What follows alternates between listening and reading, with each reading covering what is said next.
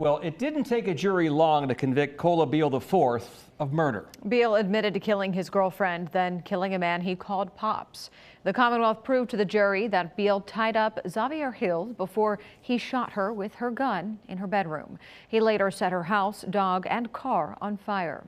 Beale also confessed to shooting Clifton Baxter, a man he referred to as a father figure. Baxter was a Vietnam veteran battling prostate cancer at the time. The reason Beale gave for killing Baxter was that he didn't give enough money when asked. We spoke with Baxter's sister after the verdict. He's the type that always want things handed out to him. You know, you don't want to work. You're not going to get nothing for free. If you want something, my mama taught us, you have to get out here and work for it. And be honest. It's real hurtful because my brother raised him and he felt like he treated him just like he was his son.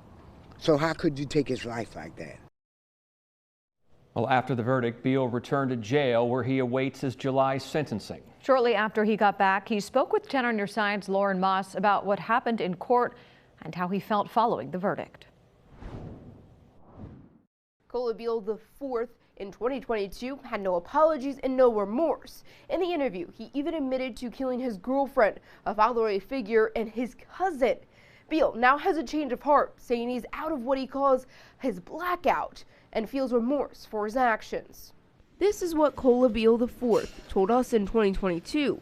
Cause what's done is done. I ain't gonna have no remorse, they ain't gonna have no remorse. So I mean, I'm gonna keep it just like I sent it.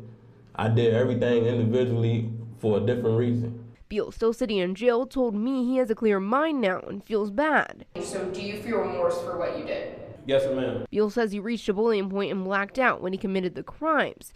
A jury listened to all the evidence in the trial this week and found him guilty of murdering his girlfriend and a man he called Pops. Justice was served. He admits seeing all the evidence wasn't easy. Honestly, when you see people that you had genuine love for in those positions, it don't make you feel good at all. Beale apologized to the victim's family, but acknowledges that's not enough. At this point, I hope y'all can move past this and get well, and I know it's gonna take some time to get everything back together like it was, but I hope in due time y'all can get well and get better. After the verdict was read, Beale shouted, "Can y'all get this expletive over?" Beale says he wanted to be sentenced today and not wait any longer. I'm like, okay, I'm ready to get this over with. The family's sitting right there behind them.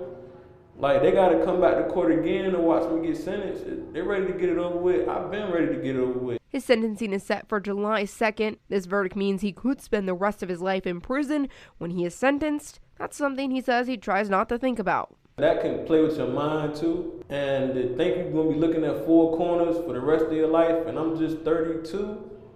He still faces charges in Norfolk related to the death of his cousin. The pretrial is scheduled for May.